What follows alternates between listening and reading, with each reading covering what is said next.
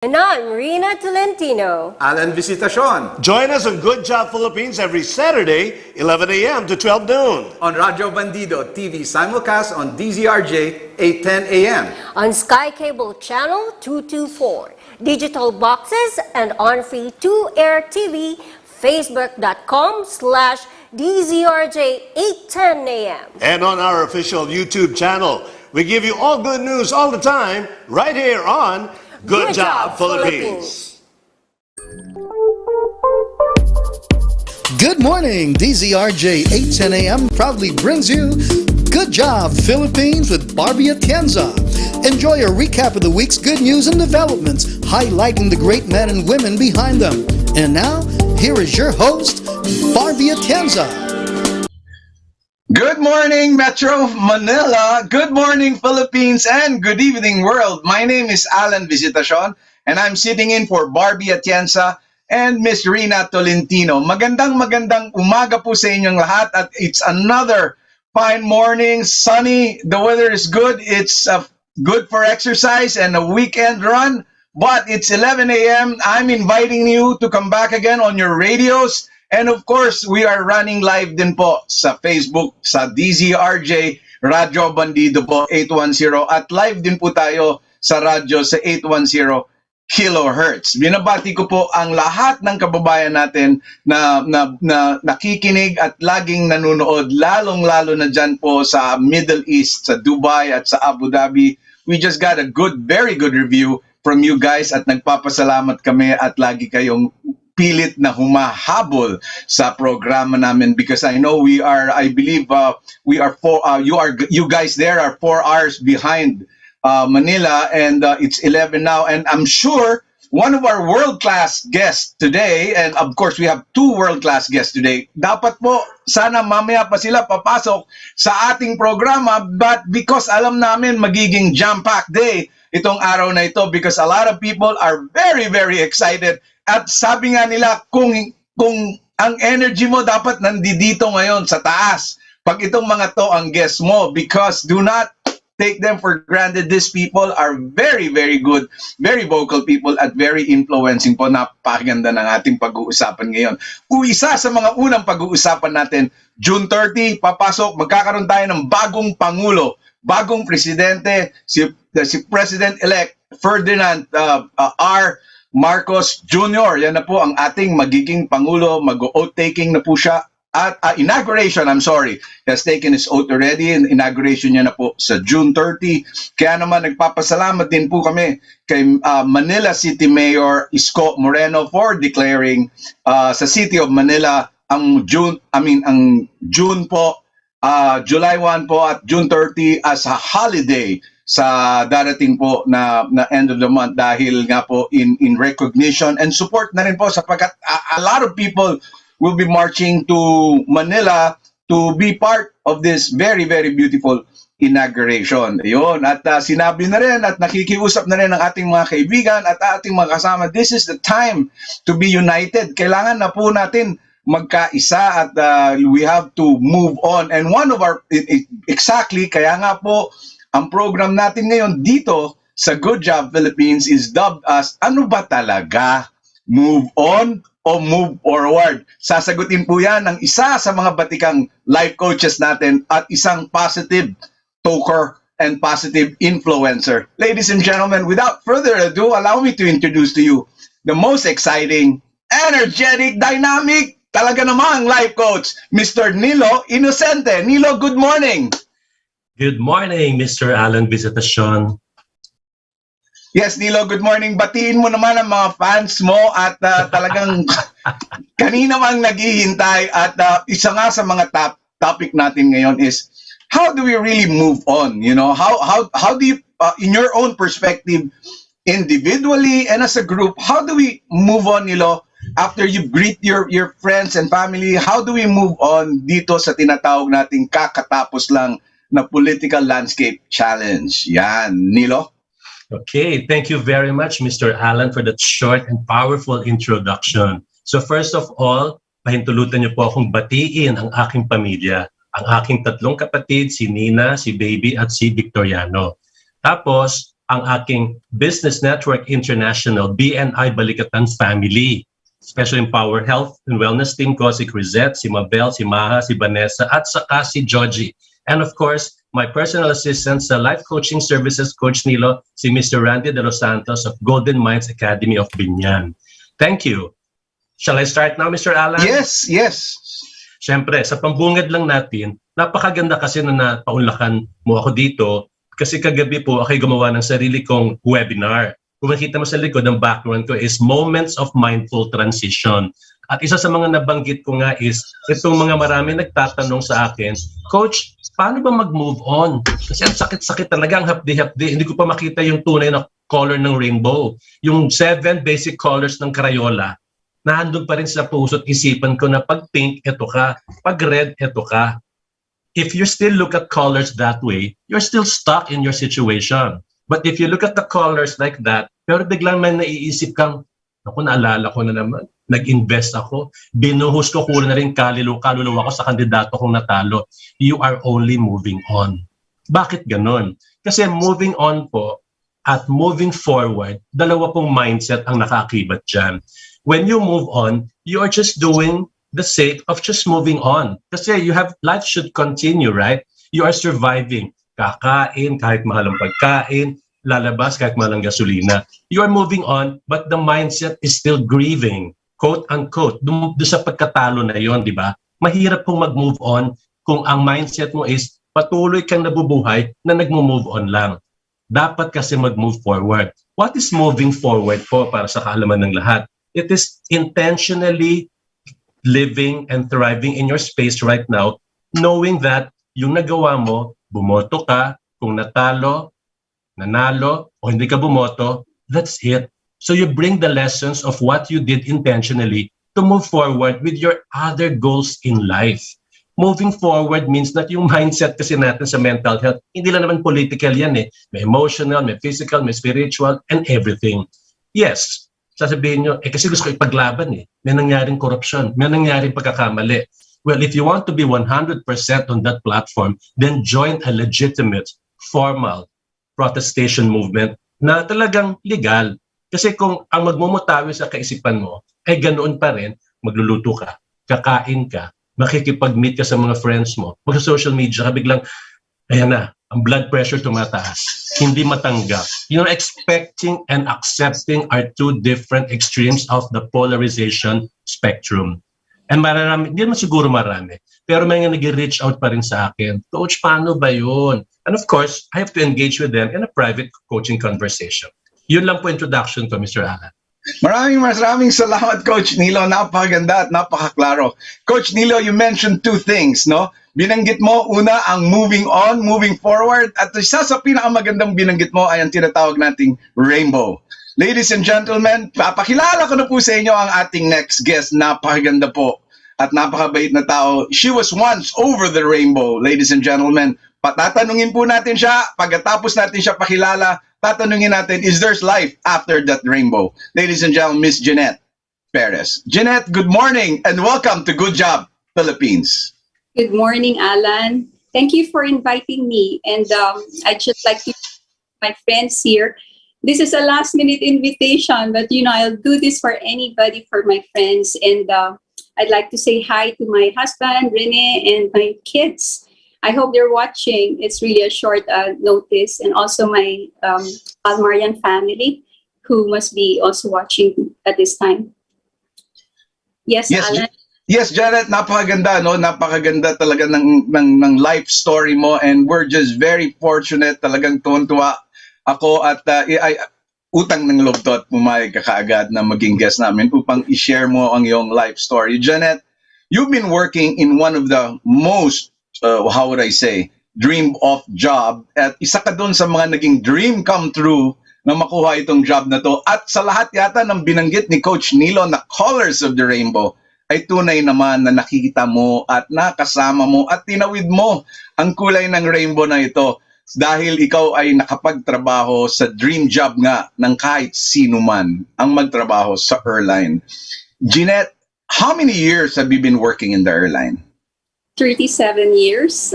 Wow, 37 years, 37 years, and every day of that 37 years, nga naman, ang tawag natin dyan is another event day, no? Alam mo, napaka-grabe ang energy na dinadala ng mga airline people sa... You are in the flight crew, of course, no?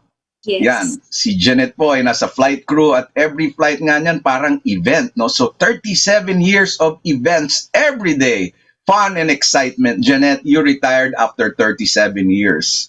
So first, how are you doing on your retirement? Kamusta po naman sila? Okay, I've been retired for the past 2 years. No, this was really an early retirement for me. I'm supposed to retire probably next year pa. But you know, the onset of the pandemic, we had to make a choice whether we should really clip our wings or not. We were given the option. And I realized at that point, I've flown for a while, you know, with all this PPE and everything. It was really a very unusual experience.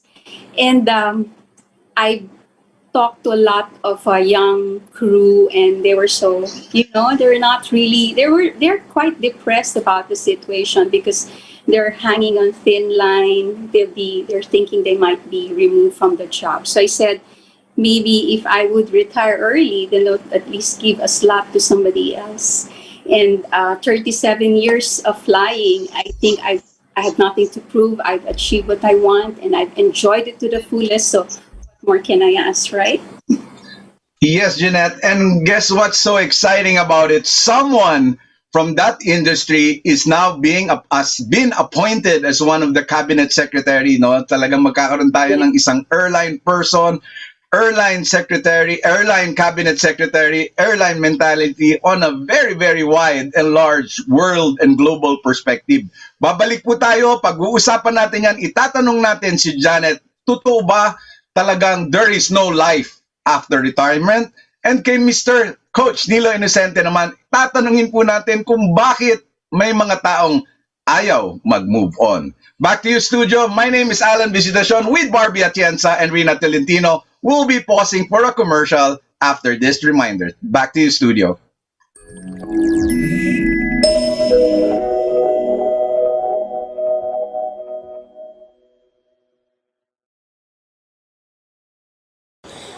Ito po ang inyong lingkod, Tita Carmen Ignacio, na nag-aanyaya sa lahat na samahan kami sa aming palatuntunang pulso ng sambayanan na sumasahimpapawid araw-araw, Lunes hanggang Biyernes, alas 6 hanggang alas 7:30 ng umaga, dito po sa Radyo Bandido TV, DZRJ 810 AM.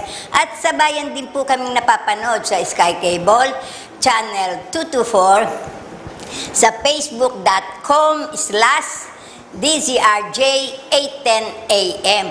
At maaari din po kayong mag-subscribe. Ito po ay inyong i-like, pindutin ang bell, at kung maaari po, ito ay inyong i-share sa inyong mga kaibigan, kamag-anak o kakilala dito po sa loob at sa labas ng bansa. Marami pong salamat. Hi, I'm Barbie Atienza. And I'm Rina Tolentino. Alan Visitacion. Join us on Good Job Philippines every Saturday, 11 a.m. to 12 noon. On Radyo Bandido TV simulcast on DZRJ 810 AM. On Sky Cable Channel 224, digital boxes, and on free 2-air TV, facebook.com/DZRJ 810 AM. And on our official YouTube channel. We give you all good news all the time, right here on Good Job Philippines.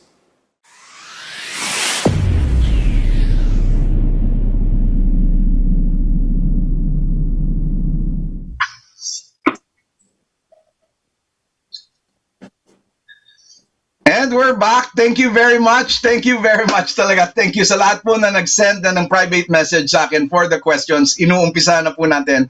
And there we go. Thank you. And Nilo, we just have to work on this question. Talaga naman po, it might help because we have a legitimate life coach here. Moving on, moving forward. Nilo, bakit may mga tao talagang mas gusto pa nilang maging malungkot instead of looking forward to a better future? Alam mo, napaka-powerful na question na yan eh. Kasi FYI sa ating mga manonood at mga taga-kinig, life coaching is about asking the right question to get the right results for yourself. Now, yung sinabi mo, bakit napili nilang maging malungkot kaysa maging masaya? FYI, hindi nila alam minsan na yung pinipili nila ay nagbibigay ng long-term kalungkutan sa kanila. That is what you call a myopic mindset. Nearsighted baga. Kasi nakikita lang nila is yung nakalipas. Pag pinag-uusapan po natin the perspective of coaching, we should only be empowered by the present. That's why mindful transitions coaching, which is my specialization, focuses only on where you are right now. Whatever happens sa past, yung pinag-usapan natin sa election, yung sinasabi mong quote-unquote malungkot, it's a choice. It's a choice if you still want to dwell or live in the past. Because if you are into the present, ito na yung nangyari eh. Sabi mo nga, next week, i-inaugurate na siya, di ba? Pinag-uusapan mga mangyayaring mga negative and everything like that. These are the people who made choices, of course. And we all respect that kasi this is a free and democratic country. But to some individuals, na hindi naman politika ang bread and butter, ano ba ang makukuha natin doon? Number one, sabi ko nga, yung myopic point of view, di ba? Pag intentional ka na ang buhay mo ay para sa'yo at sa mga mahal mo sa buhay, sa kinabukasan mo, yes, coach, ipaglalaban ko to hanggang sa hukay ko. Will that really make a meaning or a difference in your life? Or will it cause mental stress in your life? Kasi may negative stress, di ba? Diniscuss ko to last year sa ating talk nung in-invite mo ako. Yung negative stress makes you lonely. Akala mo pinaglalaban mo yan, pero wala. Nagiging your own Gabriela Silang or Andres Bonifacio in your own way. But is that your battle cry in your life? Hindi naman di ba? Kailangan po pa rin mag-enjoy, manampalataya, magtrabaho, at asikasuhin ang negosyo mo. There are times that you can focus on the political aspect for the good of the country, but put it into right perspective. So ang answer ko dun is, dapat yung taong malungkot o nalulugmok sa mga negatibong bagay, nasasabihin naman nilang, kayo ang negatibo, kayo ang nagluklok ng ganito-ganito. Be mindful.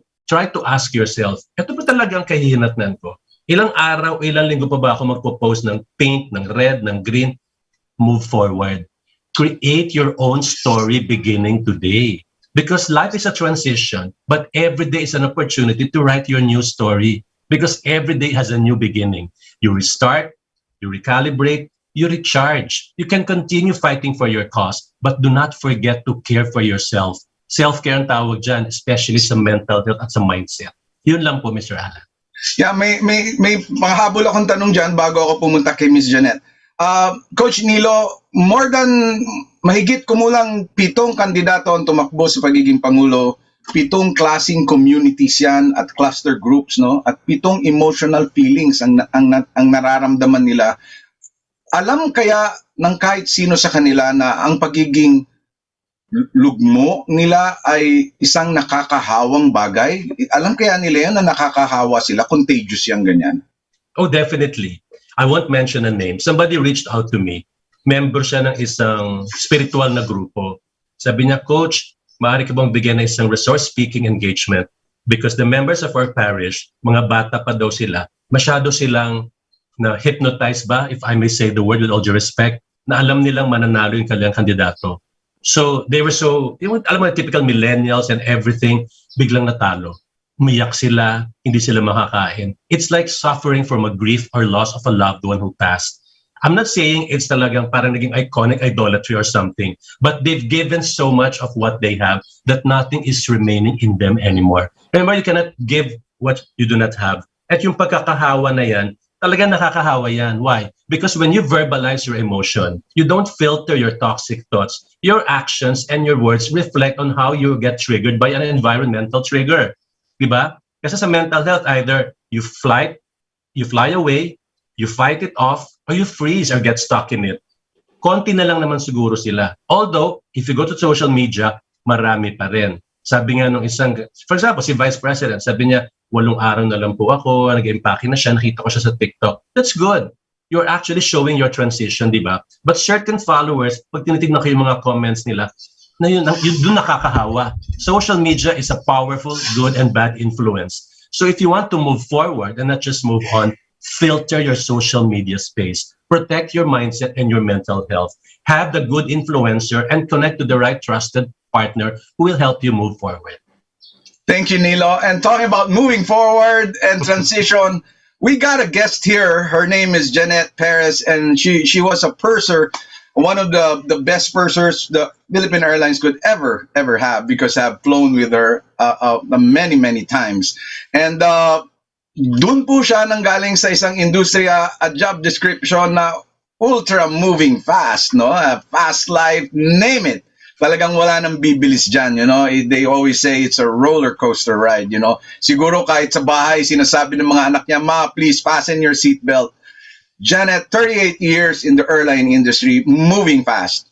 Now, how do you adjust moving slow? Yan. Paano ka nag-a-adjust, no? Actually, that question is really, it's really a challenge for most of us who have retired. No? And for me, this was my first job, and you know how it is. You're always packing and packing, and you're always on the run. And then all of a sudden, I think people who would like to retire would always look forward to catching up with their friends and family. And then biglang pandemic. You know, when I retired, nag-onset na yung pandemic. Eh. So talagang frozen. And then you have to make that ultimate sacrifice of not being able to see your loved ones, no? And it can be boring. It can be depressing. But as Nilo would say it, no? The choice is really depending on the person involved. I mean, how you look at things. It's slow. I take my time. I thank God that even before I retired, we've already formed this Palmarian Senecal group. So somehow I have that community who have supported me for so many years. It's been 13 years and counting. And we've been glued together every week, trying to support each other. That is very important. I think in all kinds of difficulties, it's faith that is really very important. It would really anchor you.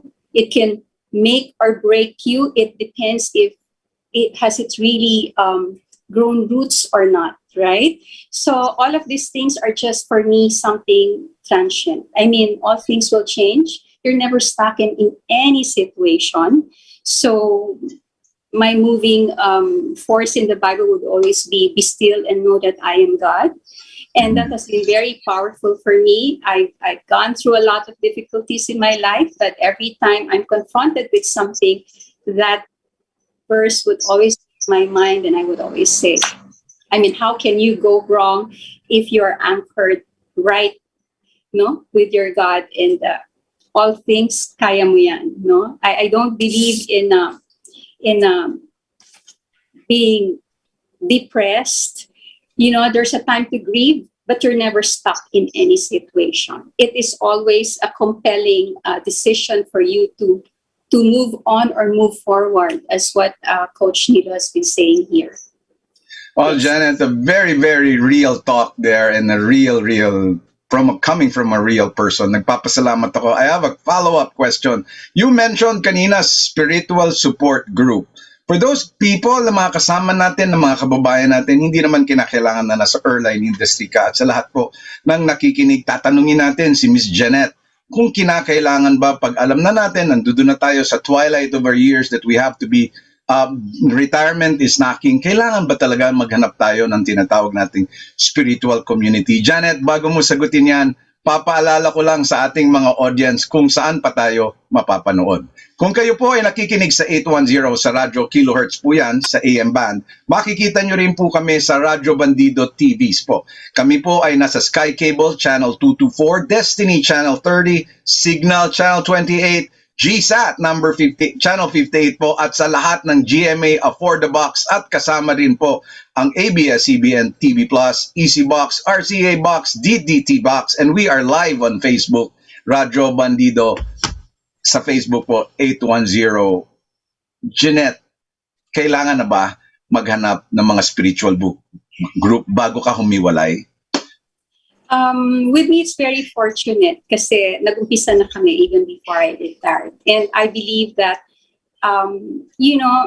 importante kasi kung wala and you would rely on your own strength, baka maloka ka. And I've seen that among the young people. That's why when we started the community in Philippine Airlines, we were actually targeting the young ones because we wanted them to have a sense of direction. Hindi ka nag-iisa in anything. And I think what drives people crazy or shut down is when they feel so alone and with no one else to turn to. You can be alone, yes, but are you really alone if you have that faith that is really much deeper and bigger than who you are?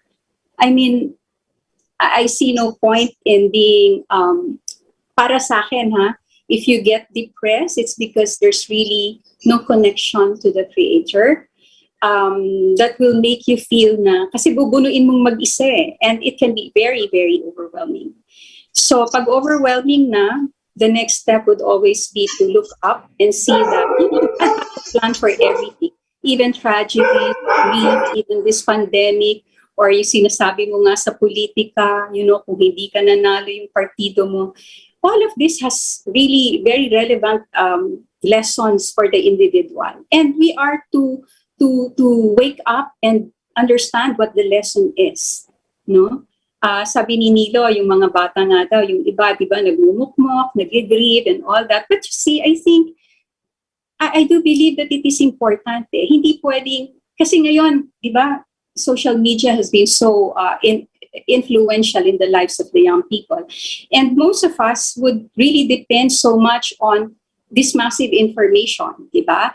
Nag-pandemic ang tayo, natutong lumabas sa mga kabataan at the time na gusto nilang manindigan, and then hindi nila nakuha kung yung gusto nila.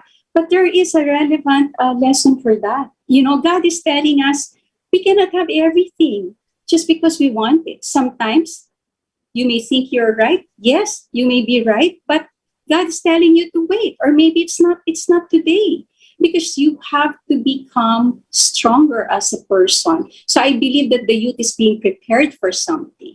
And it's good that I see them out in the streets. I take my hats off to them because natutuwa ako na marunong din pala silang lumabas at tumaya, di ba? Kasi those are the things that we fear before.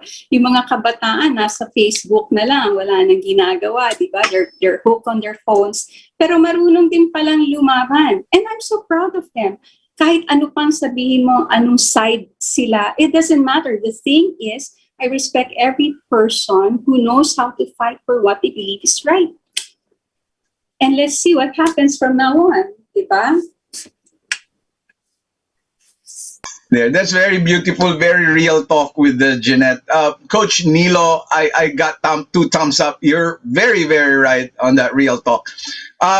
Nilo, there are some people right now, talagang yung makakatulong. How do you tell your client, your friend, or someone that seeks advices from you, how do you tell them that there is a time for everything, and this time is you got to give this new elected president a chance? How do you say that? Wow. Sabi nga nila sa beauty pageant, saka sa game show, thank you for that wonderful question, di ba? So I'd like to quote from Proverbs 4:25. And I quote, "Let your eyes look directly forward and your gaze be straight before you." Now, I'd like to mention itong napakahalagang salita. Ang tawag namin dito is being counterintuitive. Kasi minsan may gut feel tayo, may intuition. Nanalo tayo, 31 milyon tayo. Yung kabila naman, yung mga whatever groups they belong to, hindi. Basta ipagpatuloy natin yung laban. 3 things. Para tayo magkaisa, we have to look at things united already. May magsasabing, imposible tayo maging united. Panahon pa ni Mama Jel, hindi naman tayo nakakaisa, di ba? Sabi nga ni Miss Jeanette, there is always a season for something. There's a season for every activity in your life. And that is from Ecclesiastes 8:1-3. Anong sinasabi ko? Yung mga nagmo-move forward naman, yung nanalo yung kandidato nila, huwag naman iwagayway ng pagkayabang, na yay, nanalo kami and everything like that. Sabi ko nga, appreciate the rainbow colors. Try to humble yourself. 3 things, sabi ko, humility, gratitude, and empathy. This is the time right now to unify the differences that really separated a lot of families, friends, company employees, and organizations. May nabasa akong comment dito sa chat box. Pwede ko ba rin isama sa explanation to Mr. Alan? Yes, please. Sabi ni Eileen Rhea Garcia, Coach, paano po ba ito? May nagsasabing, I will leave the country kasi natalo yung kandidato ko. Ano raw sasabihin sa kanya, sa mga taong, I will leave the country, aalis na ako. Obviously, they have not left the country as far as we know sa social media. Pero malay natin, nasa kaso nila yung visa nila.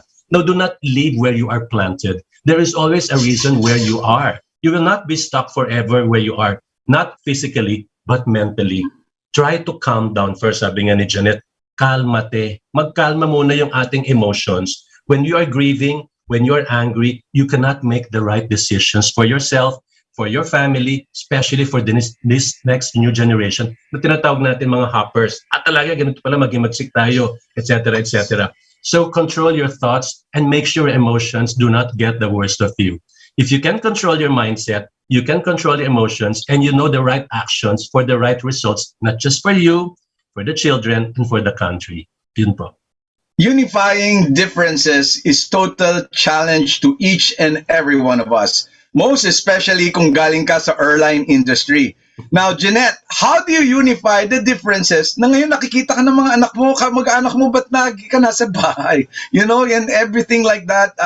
And sabi nga nung kausap ko, kaming mga nag-retire, wala pa ang quarantine na kami. Alam mo yun?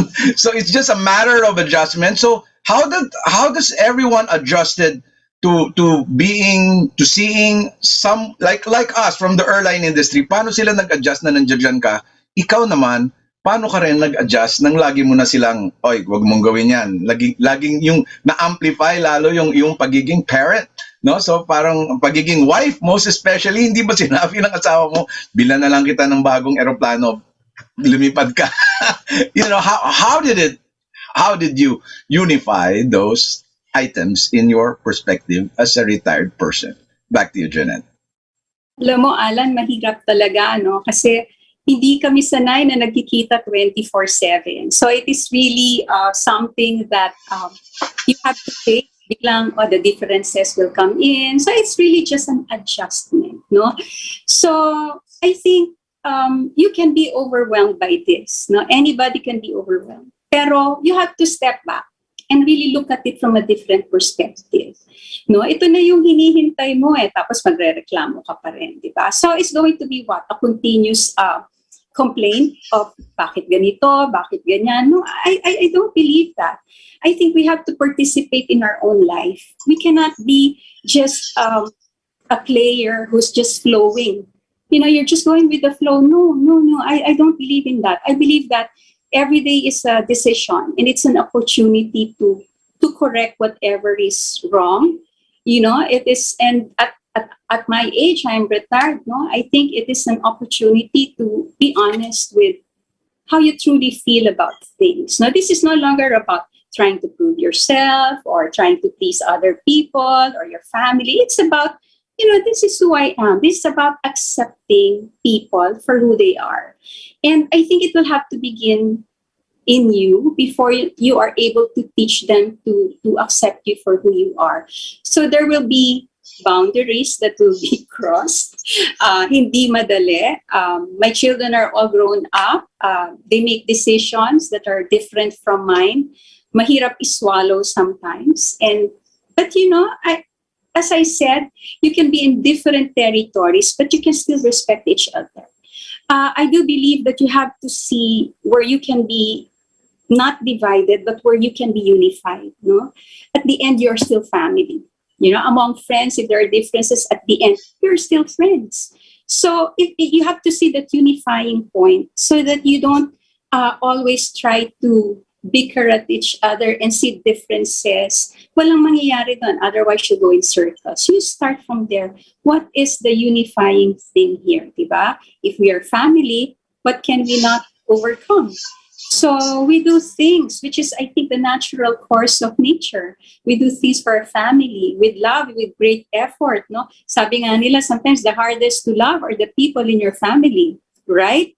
But I would say, then so be it. If they're hardest to love or to like, then so be it. This is, these are all God's blessings. We have to continuously see the gift, Alan.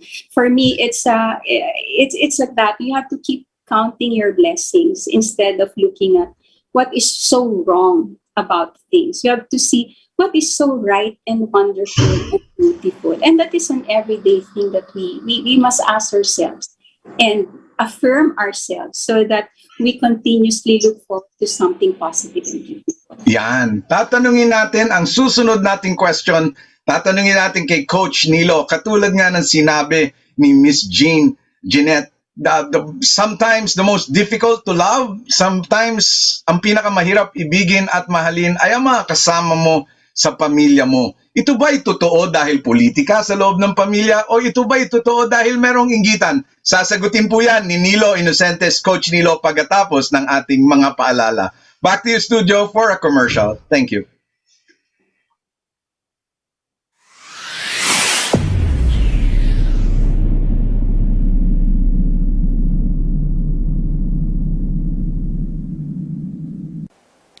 Ako po si Bernard Tan, ang kakampi sa katotohanan at katarungan, ang kakampi ng mga OFWs. Samahan niyo po ako sa aking programang Kakampi.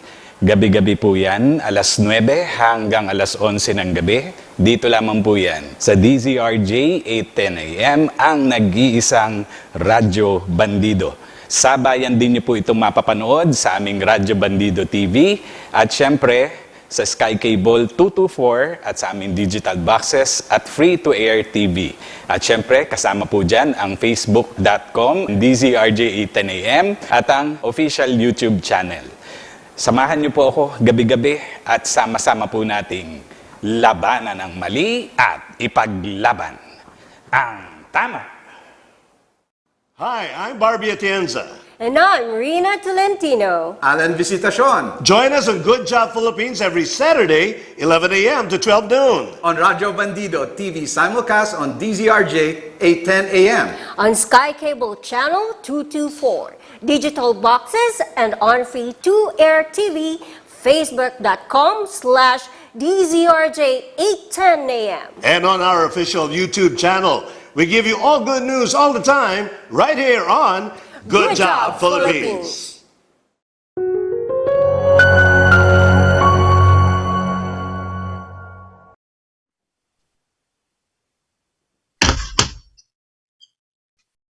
And we're back. At maraming salamat po. At I know you guys are very excited dahil huron sa isa sa the last question that we've thrown to on air at sa audience natin. At isang tanong na rin po para sa ating life coach kay Coach Nilo Inocente. Coach Nilo, ulitin po natin ang tanong. Sometimes the most difficult person to love is the person inside your family. Sometimes napakahirap ibigin, higit sa lahat mahalin ang mga kasama mo at lalo na kung kasama mo sa pamilya o kamag-anak. Nilo, bakit may ganon? Napakagandang tanong naman yan. You know, the most important mindful transition na dapat gampanan natin sa panahon na ito ay yung mahalin ang sarili. Ulitin ko, you cannot give what you do not have. We came from a 2.5 years of pandemic. It was not a punishment. It was actually an invitation to discover yourself. Na-isolate tayong lahat doon. Yung iba nga, nag-iisa katulad ko, nag-iisa ako sa condo unit ko. Physically and mentally, I was isolated. Ano nangyayari sa isolation na yan? Nagkaroon tayo ng mood swings, different emotional movements, di ba? And then nagkaroon ng political exercise. Na-isolate na naman tayo in a certain way na naging partisan yung mindset natin. 5 people in the family, parents, 3 magkakapatid, iba-iba ng pananaw. Tapos, nagkabanggaan sila. The mental state was in jeopardy kasi masyadong naging close yung space, yung boundary natin. People in the safe environment where we thrive in, best friends, close friends, besties, BFFs, families, partners, etc. Sila yung pinaka-importante sa ating space. And these are the people where we should actually embrace and show the values that we believe in. And bakit siya mahirap? Kasi pag medyo tumiwalag ka sa pananaw ng buong pamilya, kasi iba pananaw ko, gusto ko si ganito, ikaw gusto mo si ganyan. Ayan na. Again, with all due respect, the power or the weakness of social media plays into a big part here. That's why yung original context of how relationships are built are through proper communication. Diba? We connected with each other, we related to each other, we agreed to disagree, we accepted each other's differences. Again, I'll go back. Pag na-influensyan tayo masyado ng something outside of that boundary, hindi tayo close noon. Narinig ko, sabi nila, na marites ko na ganito pala. Naniwala agad si Bagets, si Gen Z or si Millennial. Marinig naman ni baby boomer na parent. Hindi, ito iboboto mo. Hindi tayo maniniwala sa taking na to. Wala mangyayari sa ganyan yan. So nagkakaroon ng sigalot, nagkakaroon ng sugat na mahapdi. Naghihiwa-hiwalay sila. And then what I tell my clients and people in my space, transition mindfully. Take a pause. Stop, meditate, reflect. Teka muna. Wala naman tayo sa Senado. Wala naman tayo sa political realm or battlefield. Bakit tayo naghihiwa-hiwalay? Balik nga tayo. Turn off all social media gadgets and anything that causes toxicity. We are blood, flesh and blood in the community of believers in one Christ and in one God. So let's go back to the basics and try to walk the values that we embrace. Love, respect, integrity, and of course, commitment and faith. Yun lang po. Back to the values and away from things that separate us from each other.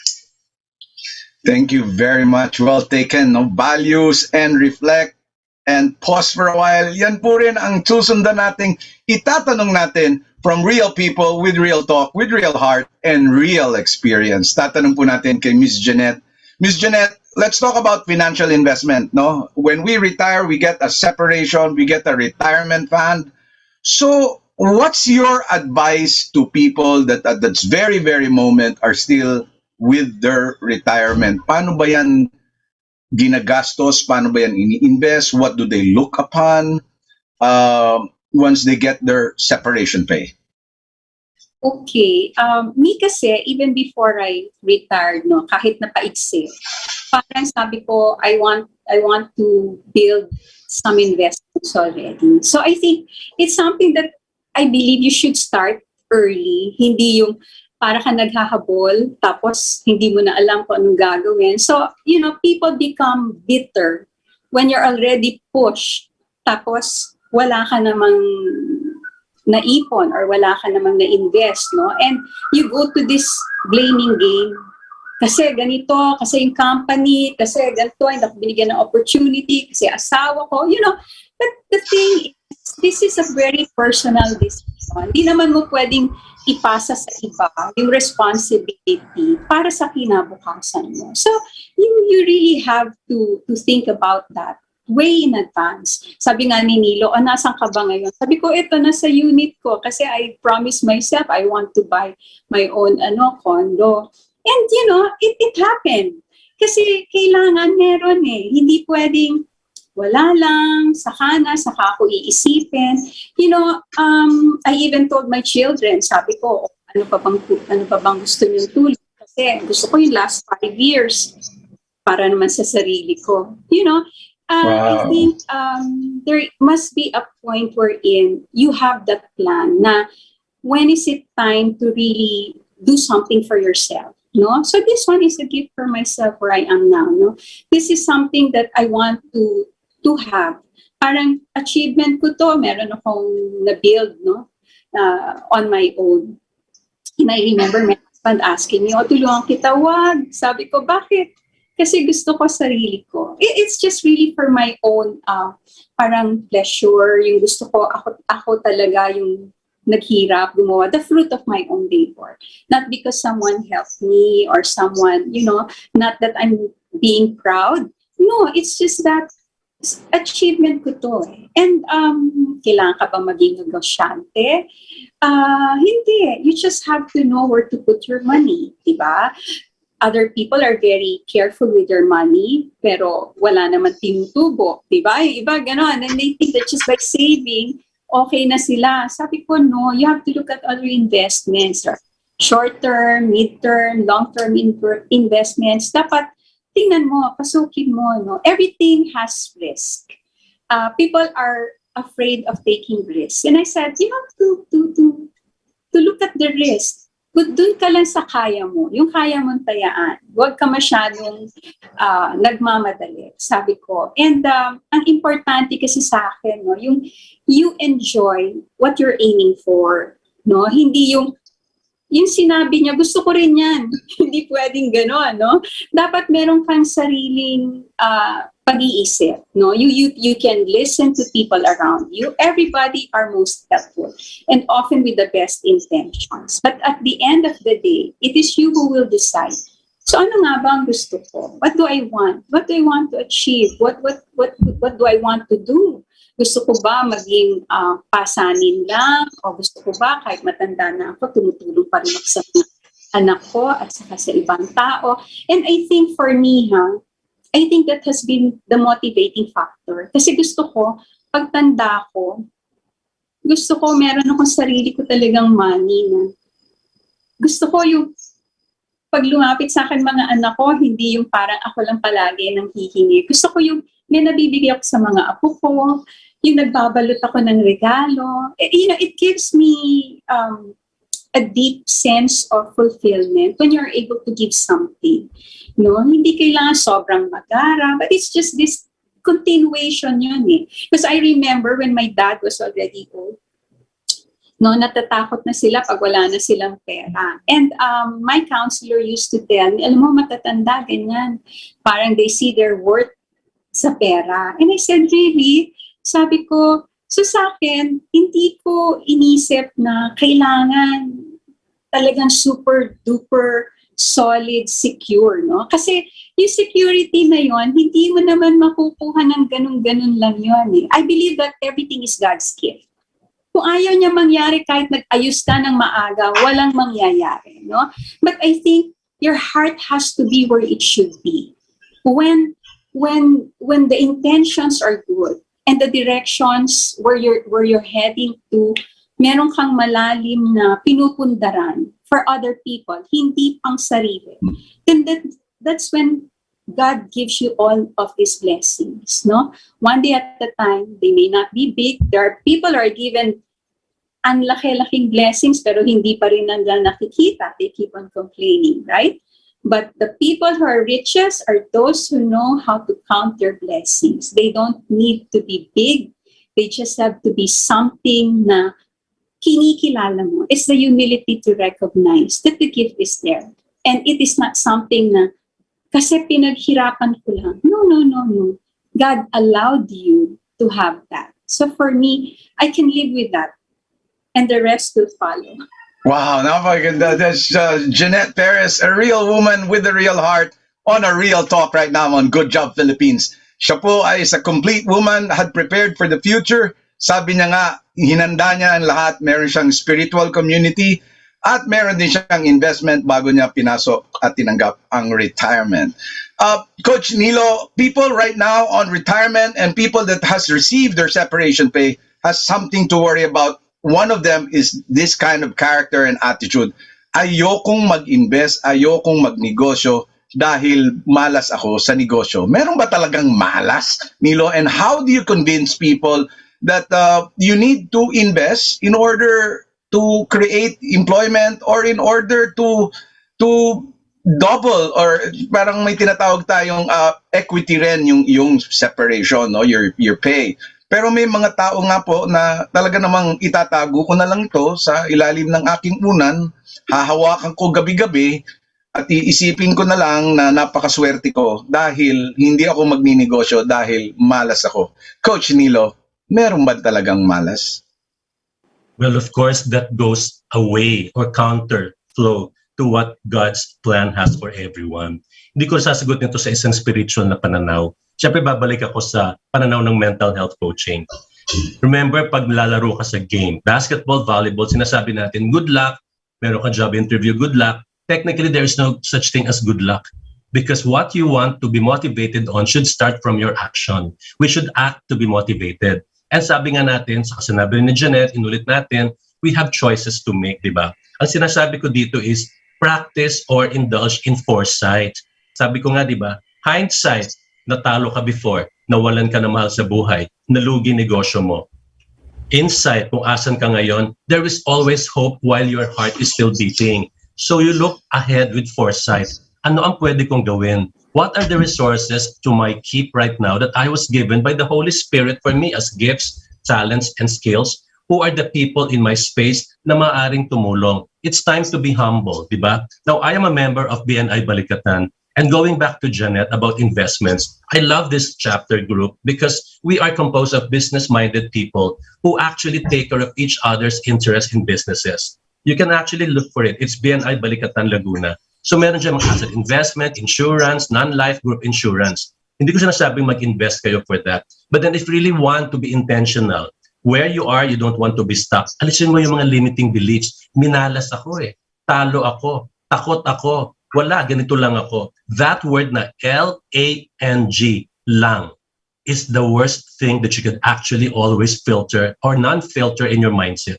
You will be forever stuck into that. So alisin mo yung lang because things are not yet happening for you. And it will happen to you if you make it happen for you. Tama rin sinabi ni Jeanette. You take risks for you. Do not just take any risks that you see on social media. Huwag mo abusin yung pera mo sa hindi naman bagay sa'yo o hindi mo kaya. There's nothing wrong in making a goal or aiming for something, but be very cognitive. Ibig sabihin nun, gamitin natin ating pag-iisip. Let's see what we can stop, what we should start on, and what we should continue with the assets that we have. So wala pong malas, limiting belief lang yan. Yan po, si Coach Nilo Inocentes, pinapaalala sa lahat ng nakikinig at lahat ng nanonood at sumasabaybay sa ating programa, wala pong malas. And we're about to end this very beautiful full-color rainbow talk. And Jeanette, you've worked for 38 years in the airline industry. And like right now, we're very, very glad, and the whole airline industry as well is celebrating because we have a cabinet member who's been appointed. The former president of Philippine Airlines, Mr. Jimmy Bautista, is the coming secretary for DOTR. Janet, before the show ends, and you've said so many beautiful words in so many beautiful colors, how would you like the people in your community and as well as in your industry, how do you like them to remember you after the show? Okay. I would like to be remembered as a person, not for my position or anything. I have always made my relationships real and genuine. So when they remember me, ayoko yung very superficial. So I would like to remember me for who I really am. Not the person, not the wife of this, not the mother of this, but me, for who I am. I would like them to remember me as the person who would always push them to go and pursue their passions. I have always supported a lot of people and inspired them to take care of themselves, take care of their health, and kasi kahit sabi nila, Purser, bakit kahit nasa age mo, dami-dami mong pang ginagawa? Sabi ko, why not? Nothing should stop you. But what is important is that we always love what we do. Commit to things that is fulfilling, something that you can commit and love. If we don't do that, walang mangyayari. Then everything will be superficial. So to all my friends in the company and to my Marian group, hi and hello to all of you. Alam ko, we have 3 minutes to go. But thank you for those who watched me even with very short notice. And si Nilo, who's my classmate, and Alan, who I've flown with for so long. This is a very beautiful avenue to be together. Please remember us. Do not forget us for the things na pinagsamahan natin for so many years. And congratulations to Mr. JJ Bautista. This man, I've been with him for so many years also, a good friend. My Facebook friend, and we've been together in the PayPal flight as well. So I have very high respects for the man. So congratulations for being in this position, and I look forward to seeing you more and hearing from JJ Bautista soon. Ladies and gentlemen, that was Jeanette Perez, who has experience of more than 100,000 face-to-face people engagement. Ladies and gentlemen, now let's hear it from Nilo Inocentes. Nilo Inocentes, Coach Nilo, there are some people talagang sinasabi natin and branded as uncoachable. How do you like your industry, and also your mentoring. Be remembered to remember you after this program. Final Well, words. first of all, 1 minute. thank you. Thank you very much, Alan. Thank you to Ron, Orina Tolentino, and Ariel Castro for this beautiful program on Good Job Philippines. Moving on. One thing, after this show, I'd like everyone maging intentional. A lot of things are happening sa mundo. Wars, chaos, pandemic, monkeypox, election, and everything. Stop. Stop controlling things that you cannot control and only control things that you can. Your emotions, your thoughts, and yourself. Go back inside you. Huwag magpa-impluensya. Always go back inside you because you matter most than anything else in the world. God dwells in your heart, in your soul. Free that soul from any toxicity of the heart and the mind and you will be all right and okay. Yun lang po. Salamat. Ladies and gentlemen, that was Niloy Decentes with Janet Perez. My name is Alan Visitacion together with Barbie Atienza and Rila Tolentino together with Ariel Castro. Maraming salamat po. At magkita-kita tayo muli next Saturday. Same station, same program at same time. Goodbye. Thank you.